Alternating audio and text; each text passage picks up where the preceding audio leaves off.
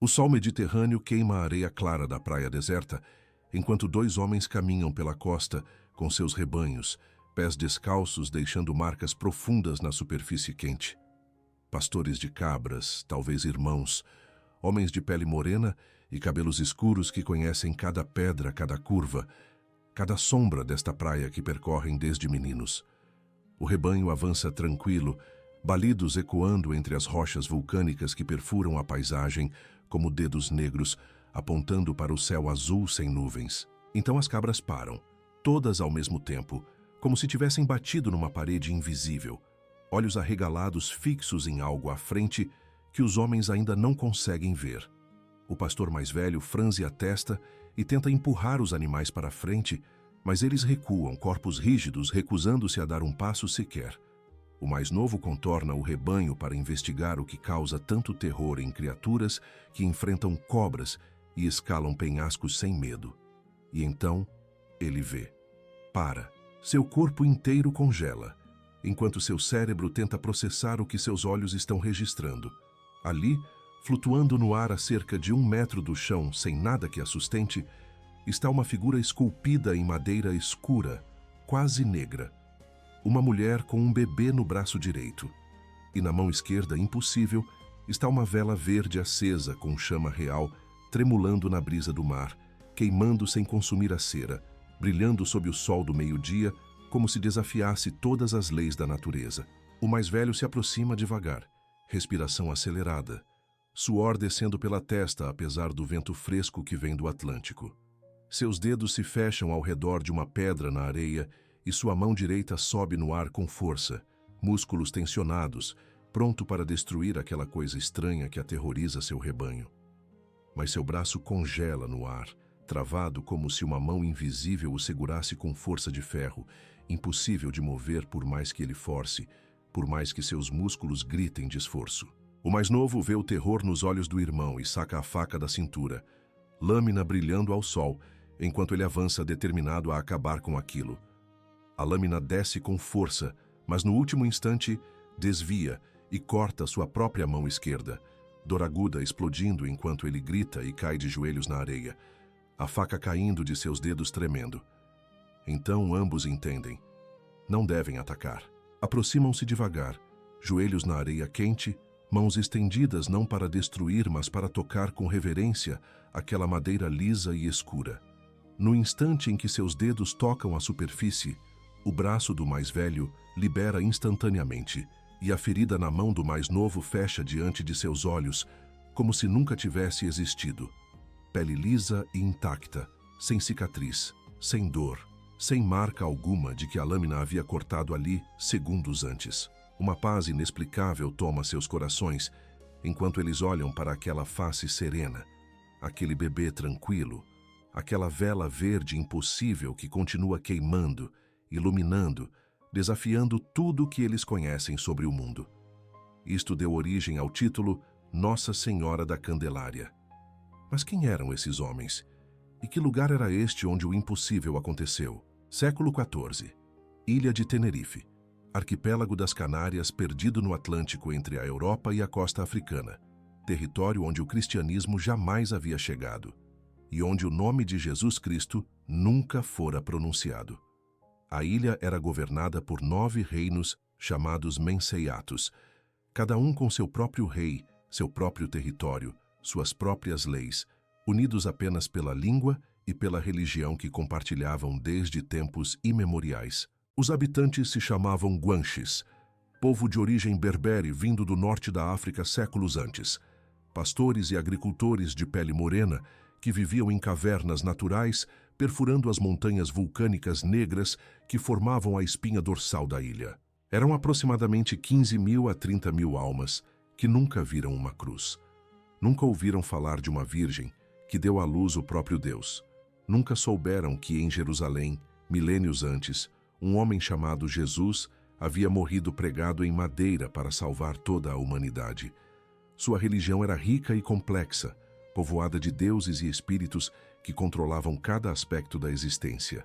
A Xamã, o Deus criador que habitava os céus e sustentava o firmamento com suas mãos poderosas. Mágic, O Deus Sol que aquecia a terra e amadurecia as colheitas. Guaiota, o espírito maligno que vivia nas profundezas do vulcão Teide, a montanha colossal que dominava o horizonte da ilha como um gigante adormecido de 3.700 metros de altura, capaz de despertar a qualquer momento e vomitar fogo e pedras sobre os vales. Mas acima de todos os deuses, reverenciada com devoção especial, estava Shaxiraxi. Em sua língua antiga, o nome significava Mãe daquele que sustenta o universo. A deusa mãe do próprio Sol, fonte de toda a vida e fertilidade. Nela depositavam suas esperanças de colheitas abundantes, filhos saudáveis, rebanhos prósperos.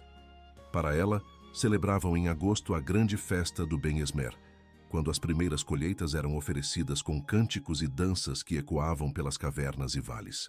Os guanches mumificavam seus mortos com cuidado ritual que levava semanas, removendo órgãos internos, lavando os corpos com água salgada, enchendo cavidades com ervas aromáticas, envolvendo tudo em peles de cabra costuradas com precisão antes de depositar os corpos nas cavernas mais profundas e inacessíveis das montanhas, onde permaneceriam preservados por séculos, esperando o momento em que os deuses os chamariam de volta à vida.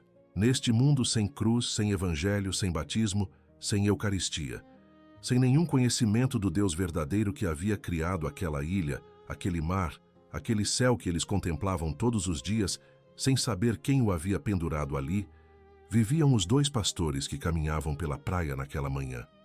E então, no ano de 1392, numa manhã de calor intenso que fazia o ar tremer sobre a areia clara, tudo mudou para sempre.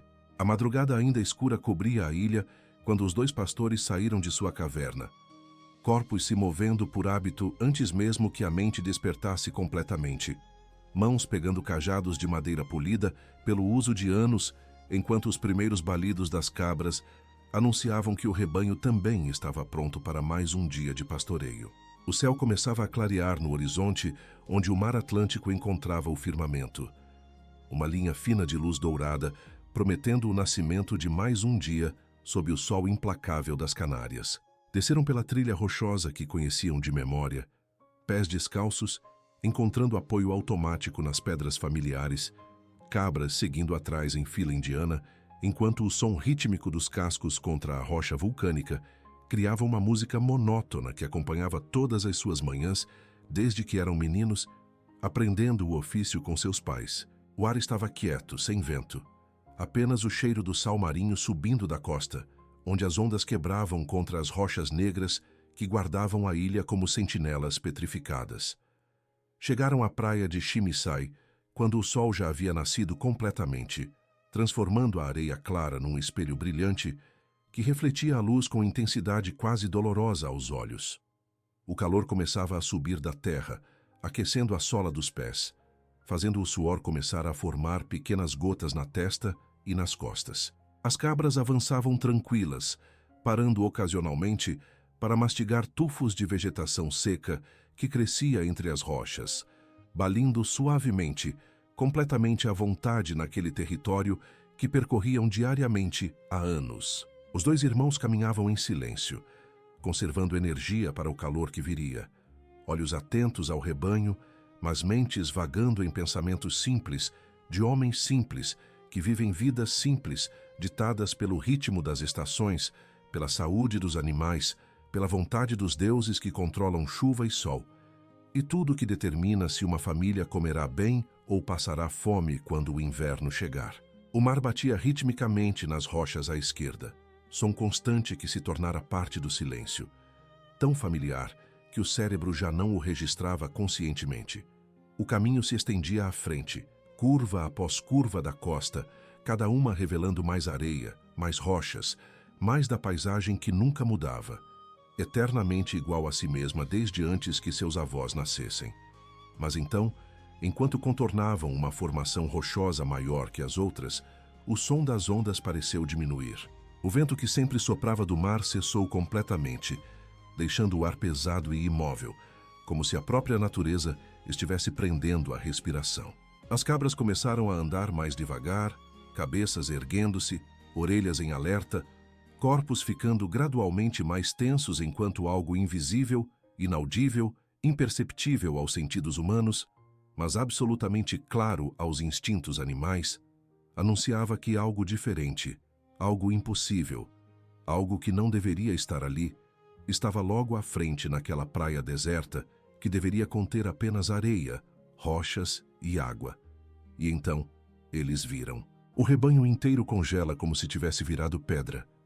Cada cabra parada em posição diferente, mas todas com os mesmos olhos arregalados fixos no mesmo ponto à frente. Corpos rígidos tremendo levemente. Balidos presos na garganta, porque o terror é grande demais para se expressar em som. O pastor mais velho segue a direção do olhar dos animais, e seu cérebro simplesmente para de funcionar por 3, 4, 5 segundos, enquanto tenta processar informação que contradiz tudo o que ele sabe sobre como o mundo funciona. Ali, flutuando no ar sem nada embaixo, sem corda acima, sem apoio aos lados, suspensa a aproximadamente 1 metro do chão da praia como se mãos invisíveis a segurassem, está uma figura esculpida em madeira tão escura que parece quase negra sob a luz brutal do sol.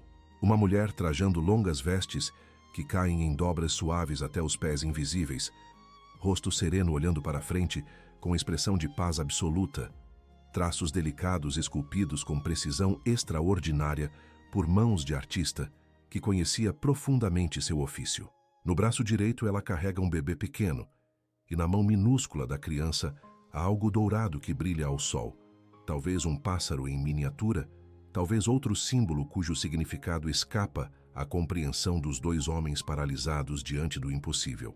Mas é a mão esquerda da mulher que prende completamente a atenção, que faz o coração bater mais rápido, que transforma o medo inicial em terror puro, porque ali, segurada delicadamente entre dedos de madeira, está uma vela acesa com chama verde.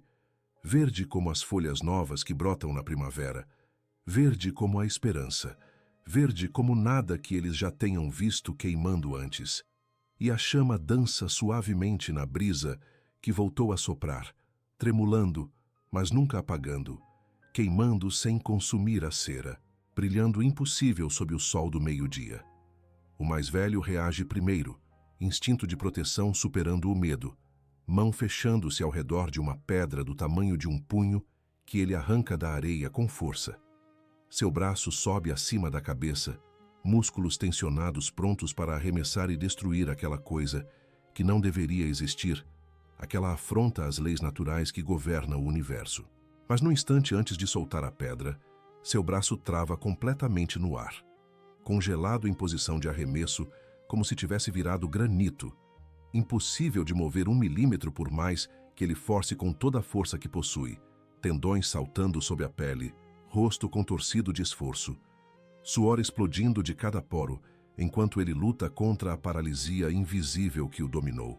O mais novo vê o irmão preso naquela posição grotesca e saca a faca da cintura, lâmina afiada que usa para cortar cordas e limpar cascos e 1000 outras tarefas diárias, determinado a acabar com aquilo de uma vez. Avança 3 passos rápidos, braço descendo com toda a força, num golpe que deveria partir aquela madeira ao meio, mas no último instante, antes do impacto, a lâmina desvia como se tivesse batido em campo de força invisível e corta profundamente a palma de sua própria mão esquerda. Dor explodindo como fogo líquido subindo pelo braço, enquanto ele grita e cai de joelhos, faca caindo na areia, dedos da mão direita apertando o ferimento, tentando conter a dor que pulsa em ondas cada vez mais fortes. Ambos entendem simultaneamente, conhecimento descendo sobre eles como revelação divina. Não devem atacar, devem reverenciar.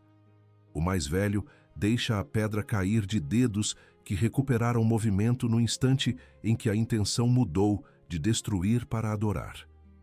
Aproximam-se devagar, joelhos afundando na areia quente, mãos estendidas com palmas para cima em gesto universal de súplica e submissão. Quando seus dedos tocam aquela madeira lisa e morna, o ferimento na mão do mais novo fecha instantaneamente diante de seus olhos, pele voltando a se unir sem deixar cicatriz, sem deixar marca, sem deixar evidência alguma de que momentos antes Uma lâmina havia cortado ali até o osso. Paz desce sobre eles como manto quente, expulsando todo medo, toda confusão, toda dúvida, deixando apenas certeza absoluta de que acabam de testemunhar algo sagrado, algo enviado pelos deuses, algo que mudará tudo. Carregam a imagem com reverência até a caverna-palácio do Mensei de Guimar. E quando o rei vê aquela figura flutuante, aquela vela verde impossível, ele ordena que seja guardada na cueva de Xinguaro como tesouro mais precioso do reino. A notícia se espalhou como fogo pela ilha. O Mensei designa imediatamente os sacerdotes mais respeitados do reino, os santeros que conhecem os rituais antigos e sabem se comunicar com os deuses para cuidar daquela imagem extraordinária que apareceu em sua praia como presente dos céus. Eles a colocam na caverna Paláculo Real, acendem tochas ao redor, começam a entoar cânticos que seus ancestrais ensinaram, oferecendo leite de cabra e grãos da colheita diante daquela figura serena que os observa com olhos de madeira que parecem vivos. Os guanches começam a chamá-la pelo único nome que faz sentido em sua cosmologia, o único nome digno de uma aparição tão poderosa: Shaxiraxi, mãe daquele que sustenta o universo, a deusa-mãe que eles sempre adoraram, sem nunca terem visto seu rosto até aquele dia na praia de Shimizai. Peregrinos começam a chegar de todos os 9 reinos da ilha, caminhando dias através de vales e montanhas para contemplar aquela face serena, aquela vela verde que nunca apaga, ajoelhando-se diante dela com devoção que cresce mais intensa a cada geração que passa. Assim permanece por mais de um século, de 1392 até 1496, quando os navios espanhóis finalmente conquistam Tenerife após anos de resistência feroz dos guanches que defenderam sua ilha com lanças e pedras contra espadas e canhões. Os conquistadores chegam esperando encontrar selvagens sem religião, sem fé, sem conhecimento do divino, mas descobrem algo que os deixa absolutamente espantados. Os nativos já adoram uma imagem da Virgem Maria carregando o menino Jesus, já têm sacerdotes dedicados a ela, já construíram um santuário para ela, já desenvolveram liturgia completa ao redor dela. 30 anos depois, em 1526, os primeiros jesuítas desembarcam para iniciar o trabalho de evangelização formal. Preparam seus sermões sobre Maria, sobre Jesus, sobre a Trindade. Ensaiam as palavras que usarão para explicar conceitos que imaginam completamente estranhos àquele povo. Mas quando começam a pregar, os guanches os interrompem com sorrisos nos rostos. Já conhecemos Shaxiraxi, a deusa-mãe que apareceu na praia há mais de 100 anos. Os jesuítas ficam sem palavras. Levam dias para entender o que aconteceu, como aquela imagem chegou ali, como um povo que nunca ouviu o Evangelho já venerava a Mãe de Cristo sem saber seu nome verdadeiro.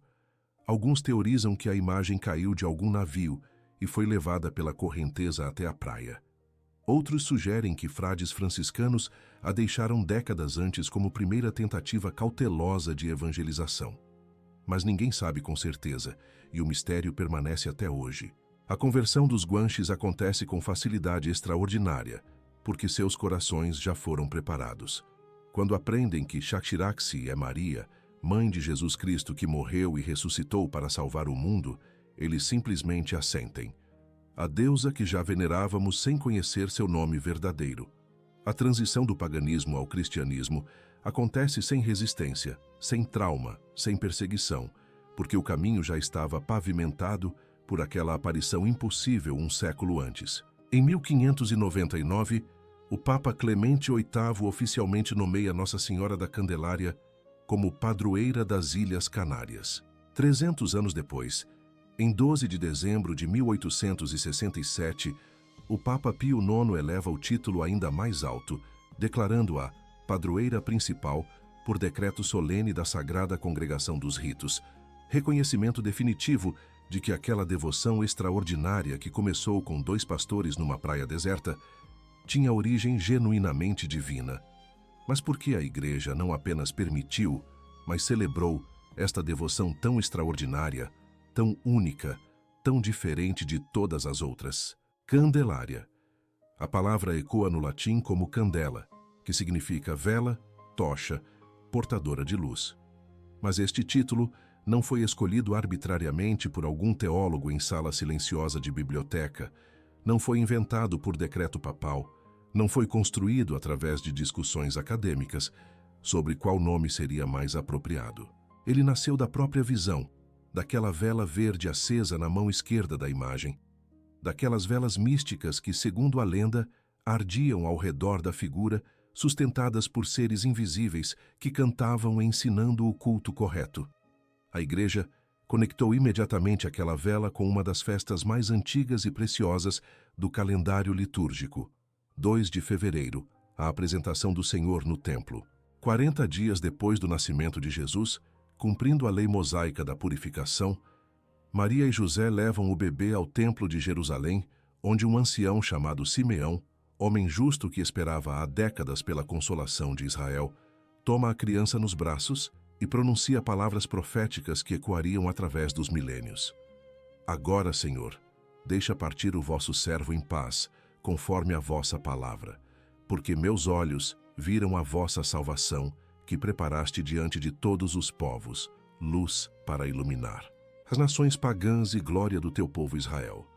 Luz para iluminar as nações pagãs. Nações, plural. Não apenas Israel, mas todos os povos da terra que ainda viviam nas trevas da ignorância de Deus, do paganismo, da idolatria, da adoração a deuses falsos, feitos de pedra e madeira e imaginação humana. E 1100 anos depois daquela profecia, uma imagem de Maria aparece numa ilha perdida no Atlântico, numa praia remota habitada por um povo que nunca ouviu o nome de Cristo, e ela está segurando uma vela acesa, portando literalmente a luz, cumprindo fisicamente a profecia de Simeão. Mas há um detalhe que quase ninguém percebe, um segredo guardado naquela imagem que a torna absolutamente única na história de todas as aparições marianas documentadas pela Igreja. A vela é verde. Em todas as imagens, em todas as aparições, em todas as representações de Nossa Senhora ao longo de 2000 anos de cristianismo, nenhuma outra Maria porta uma vela verde. Apenas esta. Apenas a Candelária. Verde, a cor da esperança. Verde, a cor da vida nova que brota da semente enterrada na terra escura. Verde, a cor da luz que ainda não é plena, mas promete crescer, que ainda não é o sol do meio-dia, mas é o primeiro raio da aurora. Verde, a cor perfeita para uma luz que aparece a um povo nas trevas absolutas do paganismo, prometendo que a luz verdadeira virá, que o sol nascerá, que a escuridão não durará para sempre. Maria não é apenas a mulher que segura uma vela neste título. Ela é a portadora da luz que é Cristo. Quando ela apareceu aos guanches segurando aquela vela verde impossível, estava declarando fisicamente: eu trago a luz ao vosso mundo de trevas. Eu sou a aurora que anuncia o sol. Eu preparo vossos corações para receber aquele que é a luz verdadeira do mundo. E quando você invoca este título hoje, quando você reza Nossa Senhora da Candelária, você não está apenas pronunciando palavras bonitas. Você está pedindo que a portadora da luz traga a Cristo às suas trevas pessoais, às suas dúvidas, aos seus medos, às suas confusões. Você está pedindo que ela seja a aurora que anuncia o amanhecer no céu escuro da sua alma. A vela verde ainda queima, e ela ilumina exatamente o que você precisa ver. E este título, carregando este segredo luminoso, atravessou oceanos. A devoção consolidou-se nas Canárias durante o século XVI, como raiz profunda que nenhuma tempestade conseguiria arrancar, permeando cada aspecto da vida dos ilhéus que agora eram cristãos, mas nunca esqueceram que Maria chegou primeiro, antes dos missionários, antes das espadas, antes dos navios, preparando o caminho para tudo que viria depois.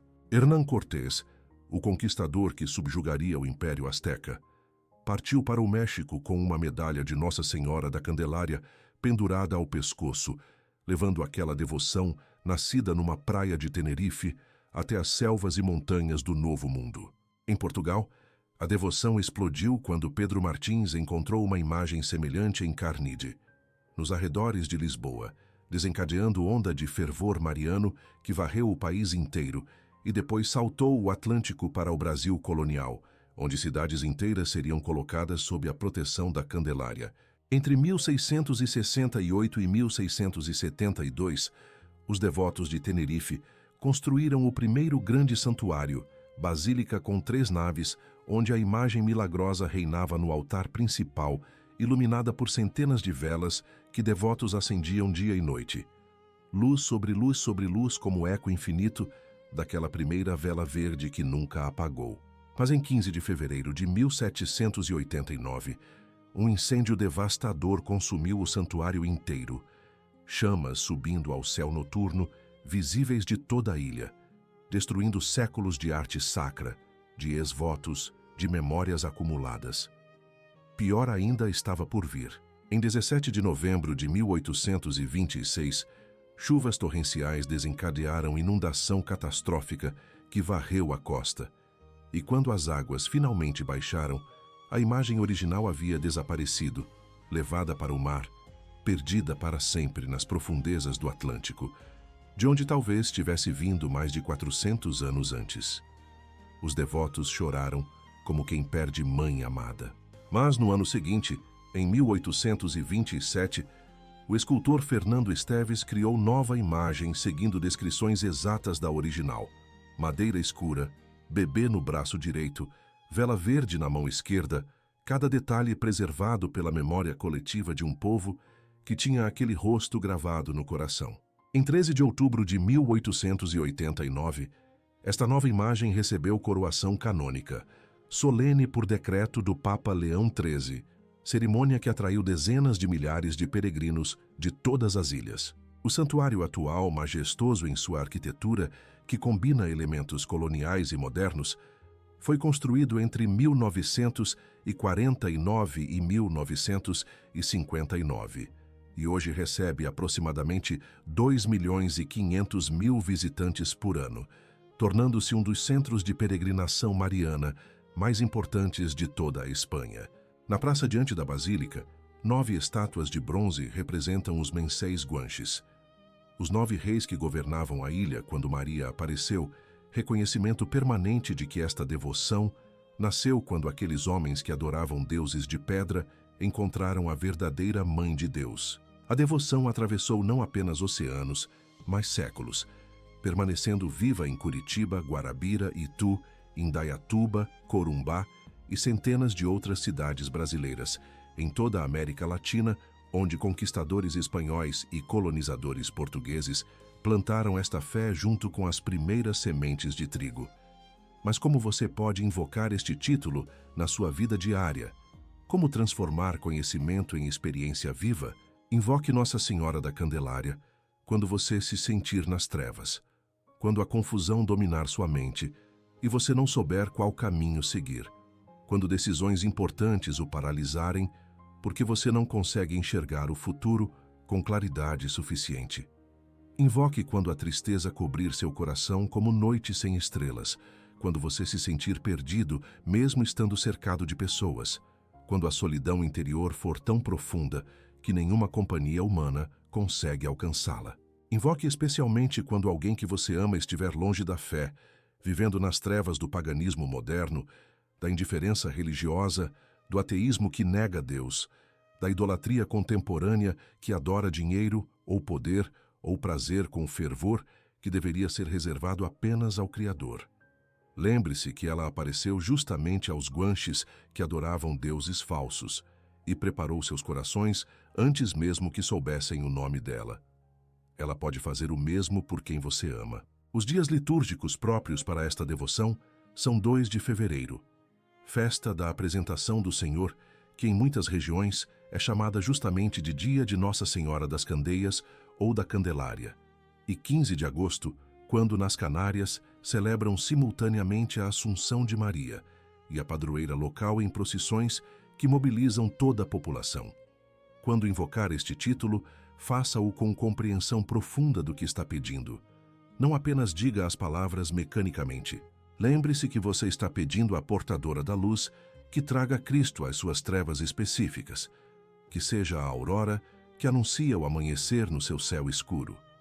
Se possível, Acenda uma vela enquanto reza, de preferência verde se conseguir encontrar, como gesto simbólico que conecta seu corpo à sua oração, seus olhos à sua fé, transformando o ato de rezar em experiência sensorial completa. A oração tradicional preservada através dos séculos diz: Ó doce Virgem Maria, verdadeira guardiã da luz do mundo, que iluminais nosso destino com a graça da vossa onipotência suplicante, que sois a candeia de amor, cujo fogo brota do coração divino de Jesus. Ó Nossa Senhora da Candelária, atendei à nossa súplica. Reze estas palavras devagar, saboreando cada frase, deixando que penetrem fundo no coração antes de passar para a próxima. Práticas devocionais complementares incluem participar da procissão das velas em fevereiro, quando devotos caminham com velas acesas, iluminando a noite como eco daquela primeira vela verde que apareceu na praia. Fazer consagração especial a Nossa Senhora da Candelária em 2 de fevereiro, renovando-a anualmente. Rezar novena nos 9 dias que antecedem sua festa, um dia para cada menseato guanche que se converteu através de sua intercessão.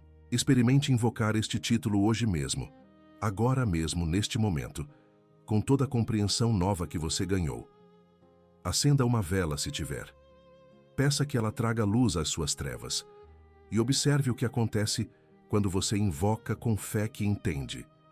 E agora, sabendo de tudo isto, entendendo o segredo que poucos conhecem, compreendendo o que aquela vela verde realmente significa, você precisa saber uma última coisa.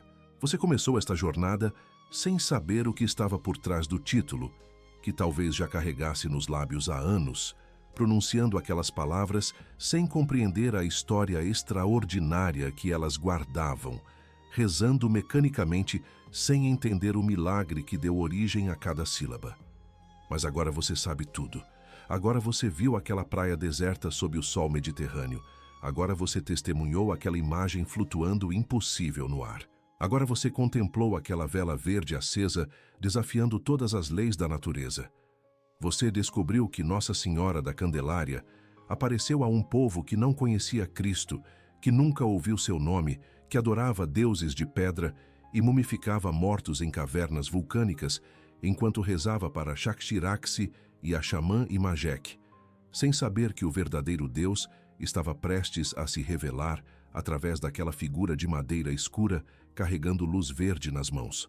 Durante mais de um século, aqueles guanches amaram Maria sem saber quem ela era. Veneraram a Mãe de Deus sem conhecer o Filho. Prepararam seus corações através de devoção sincera a quem pensavam ser sua antiga deusa, até que finalmente aprenderam a verdade e descobriram que já pertenciam a ela há gerações. Este é o milagre que quase ninguém conhece. O segredo que a Igreja guarda, mas raramente proclama. Um povo inteiro foi evangelizado por Maria antes dos evangelizadores chegarem, foi convertido pela mãe antes de conhecerem o Filho, foi preparado pelo Espírito Santo através de meios que nenhum teólogo previu e nenhum missionário planejou. Deus escolheu os guanches para demonstrar que sua misericórdia alcança até quem nunca ouviu o Evangelho, que sua providência trabalha em silêncio, preparando corações através de séculos, que Maria, verdadeiramente, é medianeira universal que leva luz até os cantos mais escuros da terra. Você pertence agora à linhagem desses devotos que atravessa séculos e oceanos, conectando aqueles 2 pastores na praia de Timiçai, aos guanches que veneravam Shakhshiraxi, aos espanhóis que conquistaram a ilha, aos portugueses que levaram a devoção a Lisboa, aos brasileiros que construíram igrejas em seu nome, através de todo o continente americano. Você é herdeiro de uma tradição que nasceu do impossível e cresceu através do sobrenatural.